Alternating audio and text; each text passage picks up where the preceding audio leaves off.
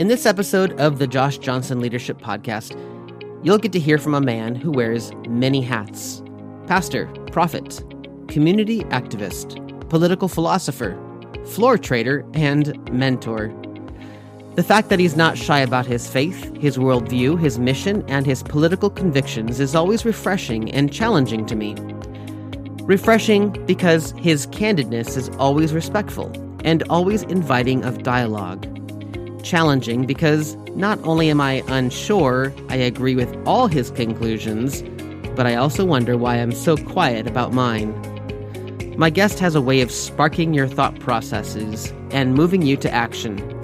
I'm sure this is due to a long career of working with people and practicing his faith out loud.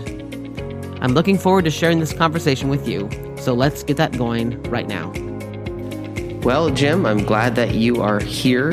Thanks for taking time to sit down with me for my podcast.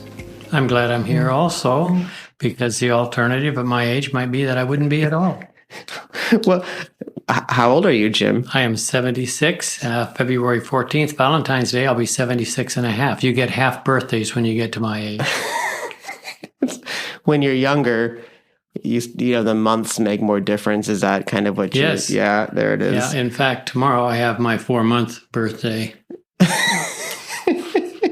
76 and 4 months. So for those who don't know you, who are listening, can you tell us who you are, what you do, and how long you've been doing it? Mm-hmm. So I'm Jim Brumbach, and I work with leaders in the civic arena. And I started really around 1972 and had very little idea of what I was getting into at that time. I had a hiatus in 1983 to 1992 when I went from Eugene, Oregon to Chicago, Illinois, went from pastoring to being one of those maniacs that trade commodities, bonds, currencies, equities in the stock market. Those people that jump up and down and scream like they're idiots, which That's what you did? That's what I did. You jumped up and screamed like an idiot? Yeah, for 9 years. It developed a nodule on my vocal cord from so much screaming, even though I wasn't a big screamer. Did you really? Yeah. Wow. And that's one of the reasons I quit. I also started having headaches from yelling so much, exertion headaches. And so I got out of the business, found that I had prostate cancer, and went through a 2-year bout of recovering from that. Went back into pastoring a church that grew from 250 to 1,300. While I was there, I was executive pastor, so I hired and fired staff and worked on church direction. And then in 99, I came to Grants Pass, started working with churches. And about 2001, I realized, you know something? This isn't going to cut it. The churches are not going to make the difference in our community. And that's when I started working with civic leaders. So you would say there was this theme of working with civic leaders. You said that began back in 72. Is that what you said? No. It began in 72. Oh, okay, yeah. And you see that theme as something that's kind of woven through these different kind of chapters of your life? Yes. Yeah. So in 1972, I began working on a master's thesis. I was going to California Graduate School of Theology and Pastoral Ministries, and I had kind of a generalized strategy where I knew the church needed intensive work, resuscitation. And so my master's thesis was on mentoring through small groups. The idea was, we have to have the general Christian be more mature. And I thought we can do this through small groups. Of course, the small group movement really was very small at that time. Then that master's thesis was completed in 78. And so I would have been at that time 32 years old. Mm-hmm. Then I went ahead and worked on my doctoral dissertation, once again in pastoral ministries. And the dissertation was towards a Christian community. How can churches, Christians, parachurch organizations work together to impact their community for Christ, and in the process make their community a better place to live and advance Christ before the community. So that's when the work began in earnest. Around 76, Campus Crusade had the I Found It campaign that kind of threw me into working with a bunch of churches. I became the leader, the president, the chairperson, whatever you want to call it, of the Church Association of Eugene that had 72 churches, as I recall. And working with those pastors, with those churches, gave me an idea of the breadth of the Eugene community, which was very liberal, not nearly as liberal, a different type of liberal than it is today. Having gone to University of Oregon as a philosophy major in the mid-'60s, during the Vietnam conflict, where there are all kinds of riots, demonstrations, I saw the turmoil in our community from the perspective of a college student. And now, as a pastor working with pastors, I saw it from a different vantage point, and I quickly realized we're going to have to touch all the major areas of culture if we hope to turn the tide. Would you say that, well, first of all, your dissertation, what was the name of it? Towards a Christian community. And by that, I didn't mean that we were going to bring in a Christ's kingdom on earth, a Christian community, but I meant how can we impact our community for Christ, lift up the light of Christ before our community in all the areas of community life. To start with, I had 9 areas of community life in mind. In fact, those are pretty much the same areas that I think need to be touched today. Would you say that your invitation or your call into examining this issue and then kind of getting into this kind of work of Christians in a city working to bless and transform their city, is that something that came out of what you saw? Or was something wired into you? Is there any more to the story of how you kind of came to that dissertation, of what kind of made you think this is something I want to focus on right now? And maybe at that time you didn't know that would be a lifetime of work, but maybe at that time you did. Maybe you felt that kind of call. But what kind of brought you to that emphasis? So as I visited other churches, because I was working with the churches, I saw 2 very, very different worldviews: the world of the community and the world of the church. And the church seemed irrelevant to the community at large. People in the community considered the church just kind of an afterthought. It was nice, it was religious, but it had nothing to do with the community. And I realized the community is being discipled by the culture, and the agenda of that culture is not being set by the church. It's being set by the leaders in our community. So I started looking at areas like education, media, entertainment, crime and correction, those areas that, wow, these are the people that really are shaping our community and the lives of the people in the community. And theoretically, discipleship is supposed to be going on in the church, but basically people are just coming and checking a religious box. So I realized we have to get out of the church and get into the community if we have any hope of turning the tide. At that time, I thought there was hope. I thought that the direction of American culture, of culture in Eugene, Oregon, could be changed for the positive. Once again, I didn't think we were going to usher in Christ's kingdom, but I think we could become a dominant influence, a shaping influence in our culture. And so I was optimistic at that time and went about it with that kind of a mental frame. And when you say a shaping influence, what was it that you really wanted to see different in your city because Christians who had been discipled were out in touching the lives of their neighbors and the lives of leaders who were discipling their neighbors? What was it that you were hoping to see happen in your city and perhaps in your country? Yeah, and I was hoping what would happen in Eugene might spread to other communities, or thinking that perhaps the Spirit was working on other Christians in other communities for the same objective.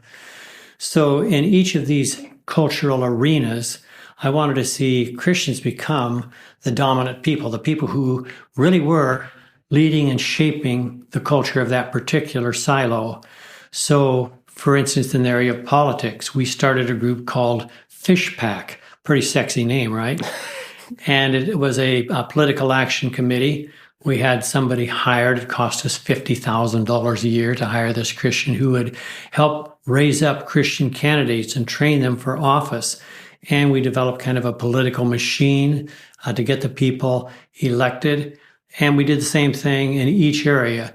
I'd already given up on public education clear back in the 1970s. So I was working with a Christian school. I was chairperson of the board and thinking really we could shape education by leading with example for the entire educational community. And so in each of the major areas, we were trying to have that influence. In the area of crime and correction, we worked in the prison. We had a prison ministry called Jubilation Fellowship, and someone working full-time with people that were incarcerated, working with them while they were in jail, Lane County Corrections, and when they got out to help them get into the church, get discipled. In each area, we had a strategy by which Christians would become the dominant leaders, not in a way where they were just pushing their weight around, but because they were leaders, because everyone recognized they had the best ideas and were giving the best leadership to that arena, and that they would lead in ways that were truly biblical and Christian. Mm-hmm. So that was the vision I had at that time. So if there is anyone listening who maybe isn't a Christian or just wants to hear a bit more about, you said it's not that you want the Christians to be the big dogs, to be the big dogs, because power is a great thing. Mm-hmm. You are a Christian, and you think that. Well, talk more about that. Why did you want Christians to be a dominant influence in their city? My personal agenda, of course, is because I want to see Christ's message and Christ's person lifted up before the world, because I think he really is the hope of the world. From a secular standpoint, I really believe the Judeo-Christian philosophy is the most sane, really the only completely sane idea for all of life. Mm-hmm. And so I believe God has the best ideas about how do we get educated? How do we educate our kids? How do we conduct ourselves as a citizenry? How should we do politics? How should we do media, entertainment, the arts? How should we handle criminal action in a Christian culture in a way that's going to impact the world for good? Because I'd look at areas like criminology, and I'd see that our jails and prisons are basically a training ground for people to become better at crime by learning from fellow incarcerated people. And so on in the education system, I felt we're not preparing people for life. We're training for a culture that's dying. So I was looking for ways to resuscitate each area of culture, and in the process, resuscitate culture itself. Mm-hmm.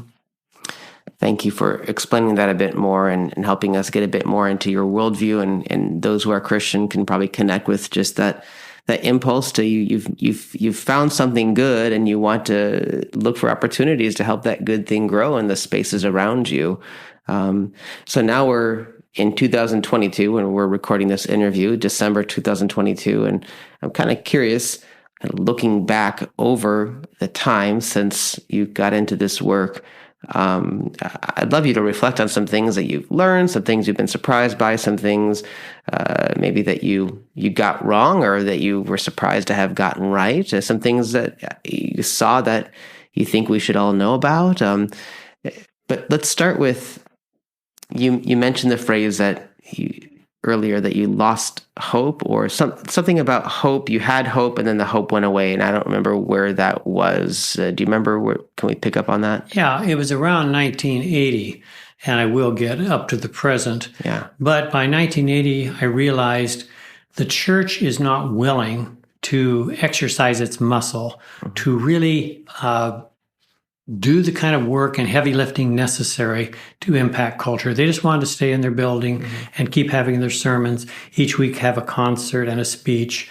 And that to them was holy. And they were going to break out of it. I'm sorry to interrupt you. Do you remember a moment or a conversation or an interaction that kind of solidified that conviction? It was a growing awareness. Okay. As I talked with pastors and as I visited churches, I talked with the people and asked them why they were going to church, what they were getting from it.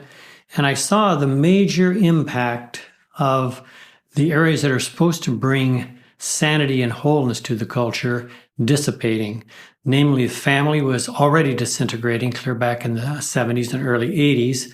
And the church was disintegrating. It really was just becoming vanilla. It didn't have any real impact outside of itself. And I saw the political arena also as just people self-seeking. They really weren't looking for the betterment of culture. The educational system seemed to be controlled by people within the educational system who just wanted to maintain power and maintain all the money. They didn't want to allow vouchers, charter schools, anything that would challenge them or allow free competition in a democratic republic. And I realized they aren't going to give up power, and the church isn't going to be willing to assault the gates of hell, so to speak. So I thought, this battle is lost, and so I started giving up around 1980. Didn't really know what to do. Then when I got a call in 1983 saying, hey, you want to come to Chicago and work in the trading business? I thought, well, I really don't want to do that, but I'm sick of doing this because it ain't working. So I went there. I was supposed to do back office support work. In 3 weeks, I was trading options on $100,000 bonds, which is kind of difficult when your background is philosophy and theology. And kind of baptism by fire. And what was going to be a 16-month sabbatical turned into 9 years. Finally, when I retired from that because of the nodule on my vocal cord, because of the headaches I was having from screaming and yelling, I realized, I need to get out of this business. And when I got out, then I found I had prostate cancer. And I went through kind of 2 years of depression, healing from that, but really trying to figure out, what am I going to do with my life? I have enough money to live the rest of my life without working, and yet I don't really have any vision. And that while you were working on the floor, you said you had enough money to, did that come from that? No, I made all that as a pastor, Josh. Yeah. And if you believe that, I made the money. Average floor trader would at that time make $150,000 a year, which was a lot back then. I was making $300,000 a year, and I, chucked it away. So I had a good chunk of change and invested it wisely. And I realized, God's given me kind of the ability to do whatever I want the rest of my life without having to make money. But what am I going to do? And I couldn't figure that out. So I went back into the ministry for 5 years as executive pastor, and the church, like I say, grew from 250 to 1,300, supposed to be very successful. And I realized, this ain't doing it. We're not getting anywhere. We're just getting bigger. We're not really changing anything. So I resigned from that, kind of went through another 2-year depression, and then came out here, started working with churches, and I realized it's the same thing here as it was there. Churches are just going through the motions. And it's nice. They're perpetuating the status quo, but the status quo is losing. Our culture is dying. We're turning from a constitutional democratic republic into a dictatorship and hiding. You could see it clear back in the early 2000s. I felt the same way that probably Dietrich Bonhoeffer felt in 1932 when he could see Hitler on the rise. You could see it coming, but you felt powerless to do anything. And so then I realized I've got to get into the civic arena. But I realized even at that time, I'm not going to transform this culture. The best I can do is touch individual lives, people that really do want to make an impact for good and for God, whether they're Christian or not, people that want to see, hey, I'd like to see things improve in our culture. And I realized things are going downhill. So I started working with individuals on that basis at that time, and that work has just continued to the present. But overall, I have a very hopeless view of our culture. I think we're a culture that's in its, I'm going to say, throes of death. We're on hospice and we don't even know it. And for someone who you really see God has called you into spaces to love the city, to love the leaders who are leading the city, that's gotta be hard to say that. Or do you feel, when you say that, you feel kind of hopeless about that? Is that kind of a practical thing, or is there a lamenting there for you? You've spent so much time trying to turn things, to transform things, and you don't see that happening.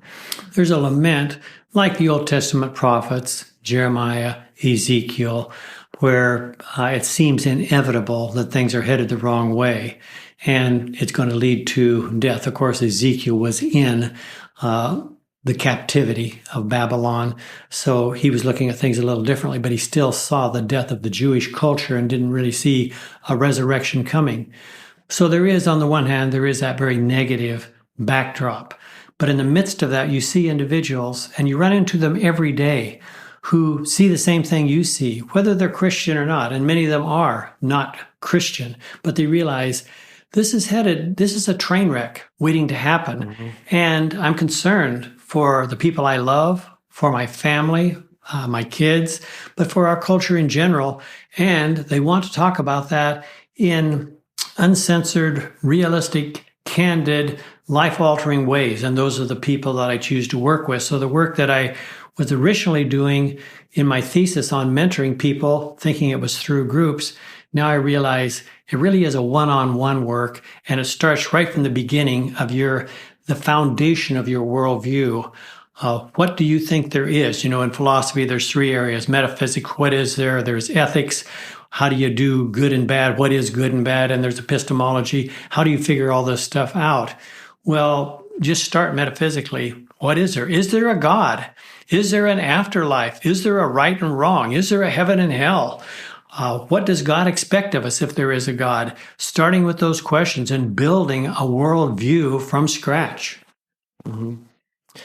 So you kind of glossed over it a couple times, but I wonder if it would be edifying, meaningful for any of our listeners to hear about. You said you've had a couple chapters of your life where you experienced depression.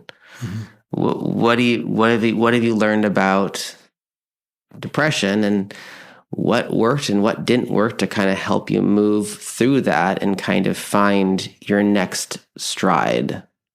Yes, the depression in both cases, even though they were different, they had a similarity. It came from a hopelessness. After I finished trading, I was a millionaire. Yes, I had cancer, didn't know what the outcome was going to be, and lamenting the fact I may have just blown life. I was pastoring, and I came and I made a bunch of money, and now I may die, and I really have missed what God had for me. So there was a depression in that. But there was a greater depression in, I just don't know where to go from here. I don't know. I tried my very best in Eugene, kind of sacrificed myself and my career to thinking that the church and Christians could make that impact.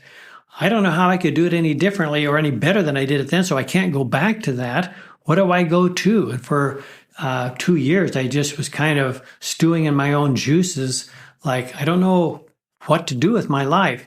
And then I was asked to come on staff with this church. And I thought, well, why not? And as I got into that, I thought, well, we could build a successful church.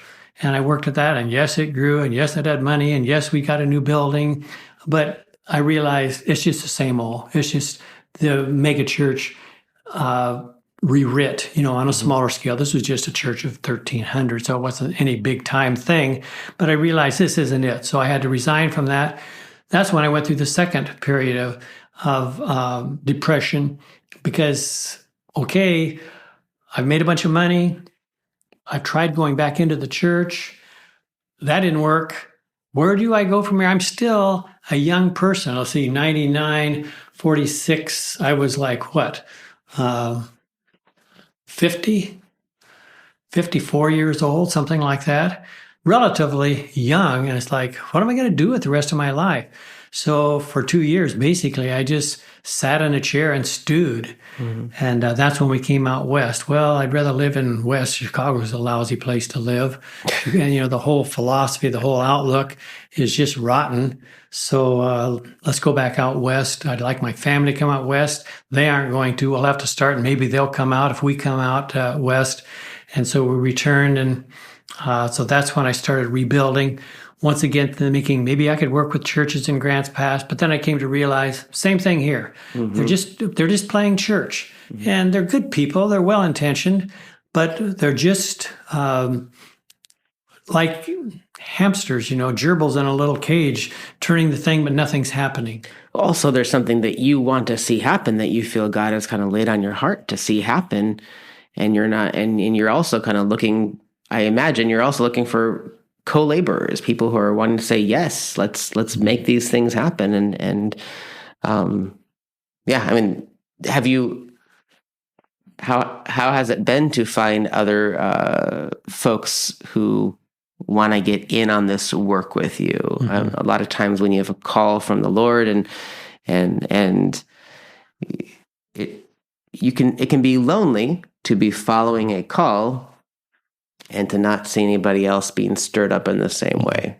So 2.5 years ago, I thought, well, it's pretty slow working with civic leaders one at a time. So I went to some of them and said, hey, I'd like to lead a small group so we can share ideas about what are the key topics in our community, the hot topics, the things that really need resolution, and can we work towards a consensus of idea and action to see the ball move forward in a positive direction in those arenas. And surprisingly, virtually everyone I asked said yes, they would like to. So I started a group. Like I say, that was 2.5 years ago. And then other people heard about it and said, I'd like to get into a group like that.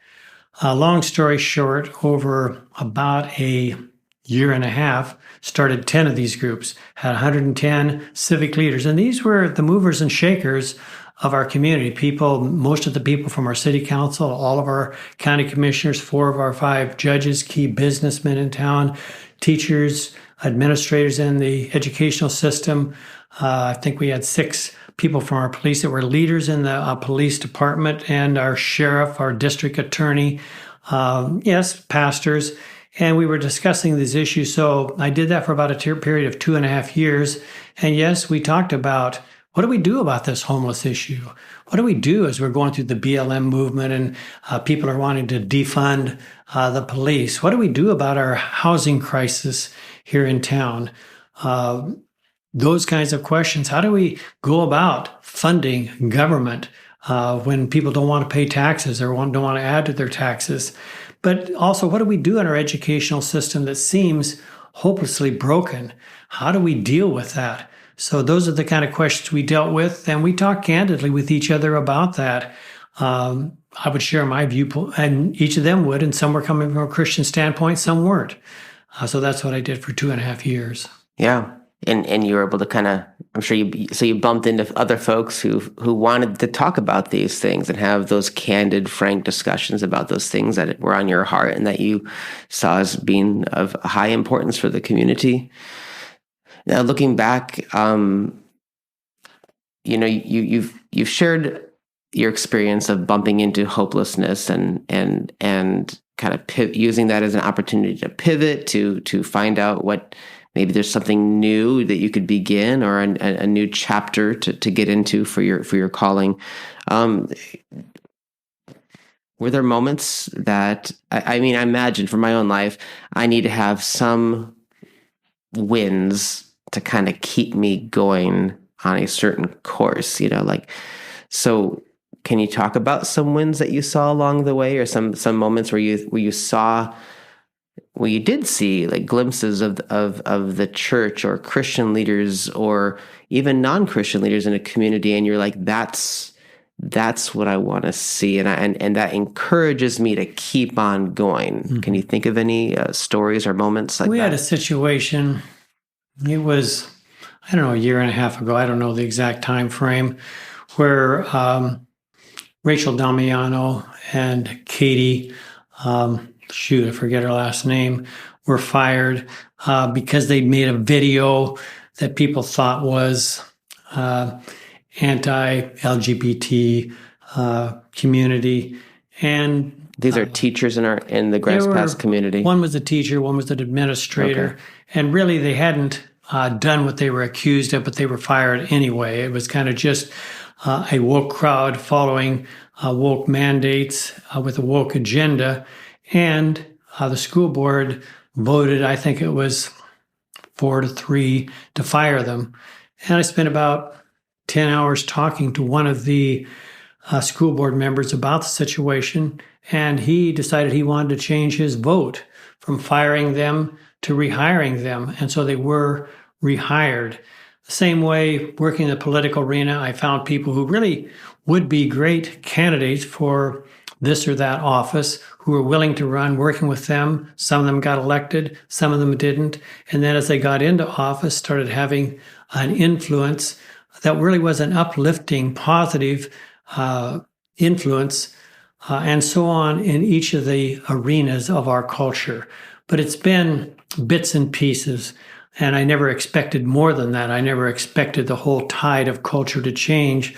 But these little victories along the line are very important. Mm-hmm. And maybe there were some earlier, but right now these reflections are more recent in your life. Mm-hmm. Do you feel like it's been into this chapter that you've maybe seen the most fruit or the most moments of hope that maybe something can change? Maybe not everything, but something. I mean, would you say it's a bit more recent, or have there been things along the way? These are just the ones that come to mind.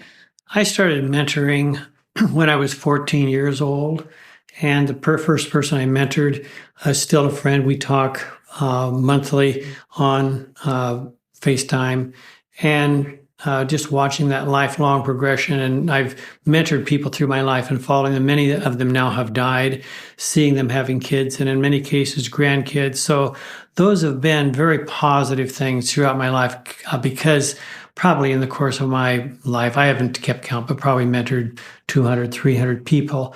And it's amazing. Since I started when I was 14, I'm 76. If I do the math right, that's 62 years. That's a lifetime. You get to see people live, grow up, have families, and die in some cases, and see kids and grandkids. So those individual stories have been very powerful. But then when I was at the University of Oregon, I was able to see people come to Christ and grow in their faith and grow in their life, get married, have solid families. Yeah, I've seen failures also.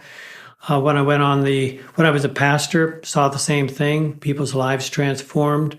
Some wins, some losses. On the trading floor, people would come to me because my acronym, you had to have a badge to trade. People didn't know me as Jim Brumbach. They knew me as the Rev. My badge was REV, Rev.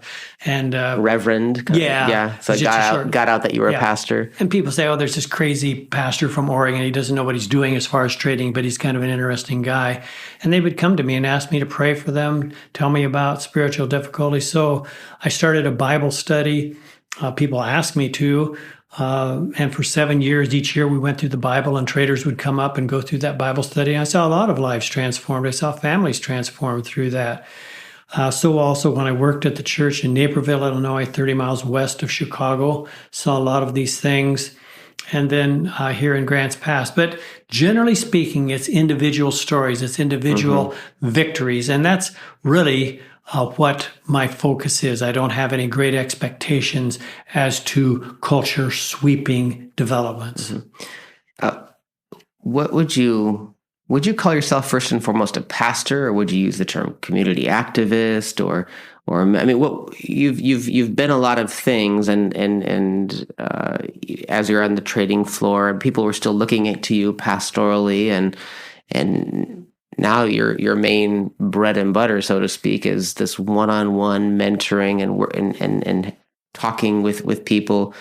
I don't know. How do you think of yourself? Is there a primary title that you would claim? So when I was 8 years old, we had a woman in our neighborhood, Miss Mueller. She was German. She was single. She, I think, must have been around 80. Of course, everyone looks old when you're 8 years old. Sure. And we lived out in the country, and there was a gravel road past her house, and she would walk down that gravel road muttering to herself in German. Looking back, I think she was praying probably. She never stopped at her house until one day. She came, knocked at the door. My mom was there. I was there. She came in. She talked to my mom and said she was moving back to Germany. And then she looked at me and she said, "Your son is going to become a pastor and a businessman." It's like, why in the world, as an 8-year-old, would I even remember that? To me, it was the Spirit of God. And so, yeah, I became a pastor. Then I went to Chicago and became a businessman. And so, yeah, I'm a pastor and a businessman. But the main thing is I am a mentor. Those two things, because people are interested about their financial life, but they're also interested in their spiritual life and all the impact it has for the various domains of their life. And so that's become the foundation for my mentoring, is that business. When I was a pastor, people would talk to me a certain way. When they heard I'd been a floor trader, they talked to me a totally different way. And now combining those two, it's kind of a unique perspective that, if nothing else, people are curious about. Like, who is this guy? And what is he thinking? And so it gives me an entree into people's lives. Now, something I know about you is you make yourself very available. And so if somebody wants to meet you, usually probably as much as you can, you try to find a time to meet with them, and your schedule is very open, and it seems like maybe that's very intentional, but you're also a person of discipline, and you have a lot of habits that you've formed. Can you kind of talk about those two parts of yourself, of being almost radically available to people, but also this very deep personal discipline that you have, and you kind of seem very protective of as well? So being available, I try to make myself available to the entire community. Yesterday, one of the key leaders in the Democrat Party called and talked to me, which isn't unusual. I'm more conservative. The person knows I'm more conservative, but they also know that I do have an interest in our community, and they were talking to me about that. My next meeting today was with one of our county commissioners. People call me, I call people and say, "Would you like to get together and talk?" And almost invariably they would. I try not to be a bother. I don't try to push myself in such a way that it becomes bothersome. So yes, there is this area of reaching out, but then there is the personal inner life. Because of my interest in the direction of culture, I do a lot of studying, research, being aware of what's happening in the world. Yes, we're all aware of the situation in Ukraine. One of the businesses I'm part of is in St. Petersburg, Russia. I follow what's happening in Russia. And I spend a lot of time both in conservative and liberal news outlets, watching what's happening throughout the world, in our country, in our community. I talk with people every Saturday. I talk with someone who's very active politically in Washington, D.C., who gives me a vantage point of what's going on there. I talk with people in the medical field and medical industry. So I try to keep aware of what's going on. But then for my own personal growth, each day I spend time in the Word. Right now, I'm just beginning the book of Jeremiah, reading through the Bible. And at the same time, I'm reading in the New Testament. Right now, I just finished 2 Corinthians, going on to the epistles. I'm very interested in prophecy because I think we're living in a very prophetic time. So I've memorized all the key passages of Scripture, of the book of Revelation, much of the book of Daniel, passages throughout the Bible, because I like to have in my head so I can kind of think about them at night and think about them as I'm looking at the world scene. So kind of this being aware of what's happening through the world, talking to people from all kinds of backgrounds of the community, but then trying to stay grounded in my time in the Word, and then my prayer life. Most of my prayer I do during the night. I wake up during the night and spend a lot of time in prayer about people and about situations and about myself. Billboard on my chest saying the end is near, but I think we're getting closer to the end, and I think there's some very direct signs of that. So God is in charge. That's very encouraging in the midst of all the craziness and defilement that's going on in the world around us. But secondly, and actually more important, a personal relationship with God is becoming more and more important. I was raised conservative Baptist, and the particular background I had was very line upon line, precept upon precept, theological. And I, looking back, saw God more as a theological concept than as a person. And to have it dawn on me when Jesus said, pray like this, our Father who is in heaven. It's like, Father, my father died over 20 years ago, and he was a good man, a good father, and just thinking, God is my Father, and actually starting to talk to him as a person and as a father who really loves me. And the same with Jesus. This verse I heard from the time I was probably 4 years old. Behold, I stand at the door and knock. If anyone hears my voice and opens the door, I'll come in and eat with him. That's Jesus speaking. Would he really do that with me?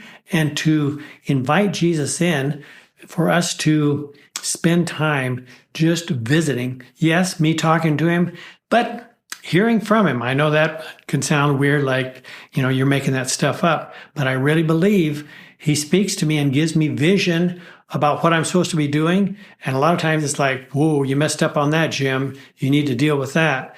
I get that kind of interchange, and that's probably the very biggest thing for me is this personal relationship with God, where I am relating to him more directly than I'm relating to Josh right now. He's more real to me and more intimate than any other person, even my wife. And we have a great relationship as husband and wife, but there's things I share with God, I share with no one else. So those are probably the two big things. He's in charge, and he really wants to have a relationship with me, and I can relate to him, yes, as God, but also as a friend. I'm curious if there is a question that I haven't asked you that you kind of wish I had asked you, or is there a question that you're kind of sucking on like a hard candy in your own life and kind of trying to work through and figure out? Probably the biggest thing is I love the church, Christ's body, and I love churches. I still visit churches very often, 4 or 5 a week. Obviously, I'm not there for the whole service. And that's is that on a Sunday morning? Yeah, Cheryl and I go to church Saturday night here at River Valley because they have a Saturday night service, which frees me Sunday morning. And there are services that start at 7:20 in the morning and services that go clear through 1 and 2 o'clock in the afternoon. So you can just jump from one to the other. And I usually am in a place 10 to 15 minutes. I happened to go to a LDS service last week, went to the whole service, and went to a service at Edgewater. But I like to go around to the churches, and I love the church. I love what God is doing. I visit churches where I think, yeah, they're on target, and I visit other churches where I think, wow, they're really screwed up. So it's not like I agree with everything that's going on, but it gives me a window onto the community that nothing else does. But the question is, like, how do I express that love and concern for the church? I don't want to just write them off and say, they're doing nothing. They're just spinning their wheels.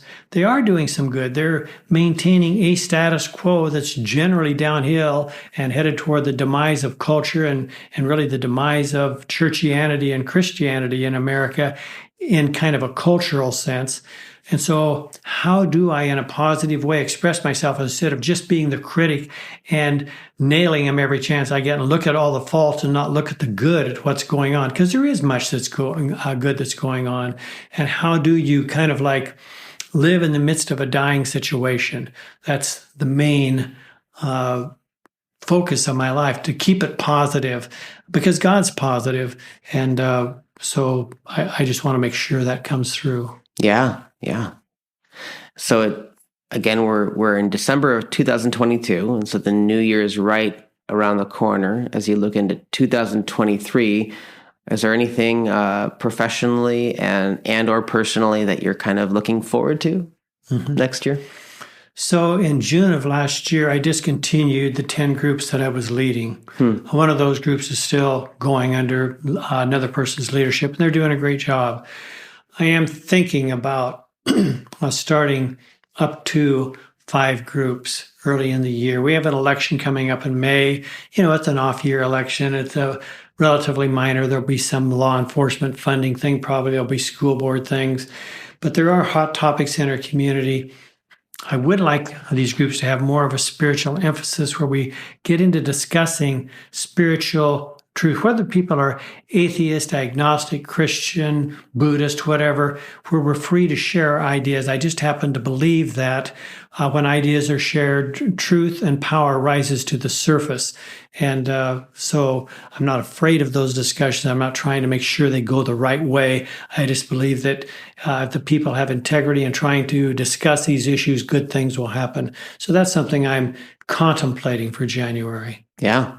Anything personally that you're looking forward to? Any trips or visits with family or some new personal goal you want to set for you're setting for yourself? There's a proverb, and it depends on what translation you're reading, how exactly it's read, but it goes something like this.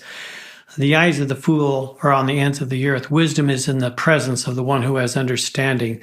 I've done my stint of traveling around the world, and I'm not saying anyone that travels is a fool. I'm just saying that been there, done that. So I'm not looking forward to traveling any, but we have a good part of our family here. Our grandsons, 2 of them have moved to the area from Chicagoland. Our other son and daughter-in-law and their 3 kids are here. So family is hugely important, and just investing in the life of our kids and grandkids, and my wife and I just enjoying life together. We have a little dog, and he is kind of a special person in our life. So as I grow older, these things become more and more significant. Is your dog little because he's a puppy, or is your dog little because he's a little dog? Well, he's supposed to be a little dog. He's a Sheltie, and they're not supposed to get over 30 pounds. He's 42, okay. And he's really not overweight. He's just a big Sheltie. So I guess that would be a medium-sized dog. When we go for a walk in the park, people say, "Oh, he's so handsome." And I say, "Well, thank you." And then they say, "I was talking about your dog."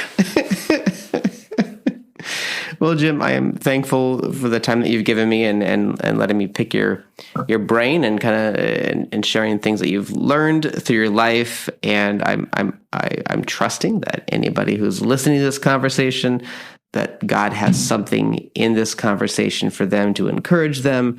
Is there anything that you'd like to say to? I don't even know who's going to be listening to this podcast. I'm assuming it's going to be mostly Christians, maybe some pastors, maybe some Christian leaders in town and different, but is there anything that you'd like to say directly to them if they're still listening at this point in the interview? I would like to say thank you, Josh. What you're doing is so valuable because you've told me that you're looking to do perhaps 10 of these podcasts, and I think it's so valuable. It's like so much of our history gets lost. I realize now that my dad, and now here just last year, my mom passed away. There's so many things I'd like to ask him, and there's no one I can ask now because their sisters and brothers are all gone also. So the things you're recording in these podcasts are immensely important for our culture. Yes, it's contemporary history, not exclusively, but largely contemporary history of our community. And it's so valuable and so important for the Christian psyche, but the whole psyche of our community. So thank you for what you're doing. Oh, sure. Yeah. I wasn't fishing for anything there, but I'll take that and thankful for that. So, all right. Well, I think that's kind of the end of our conversation. Thank you, Jim. Thank you, Josh. You got it.